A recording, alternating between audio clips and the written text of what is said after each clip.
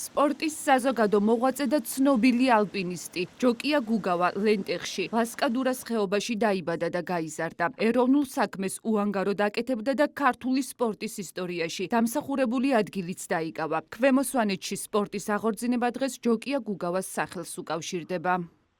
ამ ეზოში გაატარა ბაბუმ მისი ცხოვრების ყველაზე ტკბილი წლები, რასაც ბავშვობა ქვია, აქ ისწავლა მთის სიყვარული, სვანეთის სიყვარული და მისი სამშობლოს სიყვარული. მისი სპორტული მიღწევებიც ძალიან შთამბეჭდავია.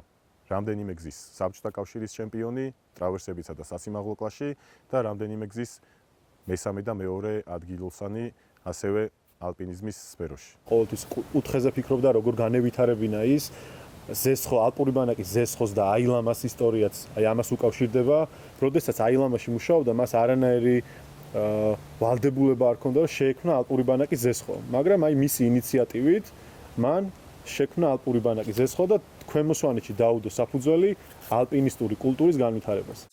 ჯოკია გუგავა სამგზის ჩემპიონი, არაერთი ჯილდოს მფლობელი, ვახტანგ გორგასლის მესამე ხარისხის და ღირსების ორდენის კავალერი იყო. შეძლო 7000 მეტრზე მაღალი მწვერვალების 26ჯერ დაპყრობა. დააფუძნა აილამას და ზესხოს ალპინისტური ბანაკები, სადაც თაობები იზრდებოდნენ. ის ასევე არის ლენტეხის ქორეოგრაფიული ანსამბლის ლაგუშედას დამფუძნებელი. დამსახურებული მოღვაწის ჯოკია გუგავას 100 წლის იუბილე ლენტეხის კულტურის ცენტრში აღინიშნა.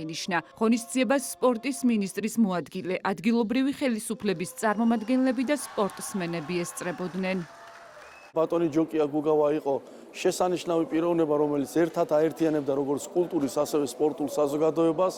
ის არის ალპინისტური ბანაკის, აილამას და ზესხოს ფუძემდებელი, ძალიან დიდი ტრადიციების მქონე ადამიანი, რომელმაც შექმნა ალპინისტურ მოძრაობაში ზოგადად ქართული სპორტის ისტორიაში მნიშვნელოვანი ასპექტები. ჯოკია გუგავა ლენტეხისთვის იყო ნამდვილად ის ადამიანი, რომელმაც ჩვენ დაგვიტოვა დიდი ისტორია და ჩვენი მომავალი თაობისთვის მსგავსი ადამიანების მიმართ მსგავსი საღამოების მოწყობა არის ძალიან მნიშვნელოვანი. ბედნიერი ვარ იმით, რომ წილად მხვდა გარკვეული წლების განმავლობაში მასთან ერთად ყოფილიყავი ანსამბლში და ძალიან მნიშვნელოვანია მსგავსი ღონისძიებების ჩატარება, რადგან მომავალმა თაობებმა უნდა იცოდნენ ჯოკია გუგავას შესახებ, რადგან ეს არის მაგალითი, ბატონი ჯოკია როგორ უნდა იყოს წარმატებული სპორტსმენი, წარმატებული ლოტბარი. ქართველი ალპინისტის იუბილისადმი მიძღვნილი საღამო ქორეოგრაფიული ჯგუფებისა და ადგილობრივი ანსამბლების მონაწილეობით ჩატარდა. ღონისძიებაზე ძიუდოს განვითარებაში შეტანილი განსაკუთრებული წვლილისთვის სპორტის რაინდის წოდებით დაჯილდოვდა ჯოკია გუგავას შვილი, ბერდია გუგავა, რომელიც საერთაშორისო კლასის სპორტის ოსტატი და საქართველოს დამსახურებული მწვრთნელია. ჯოკია გუგავა იმსახურებს ნამდვილად დიდ სიყვარულს და დაფასებას.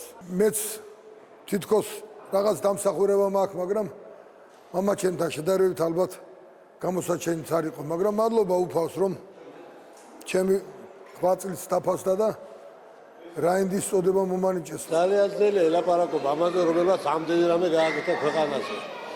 ის ესეთი პიროვნება იყო, რომელიც გზიდან გასული სახში სტუმრის გარშე აბრუნდებოდა.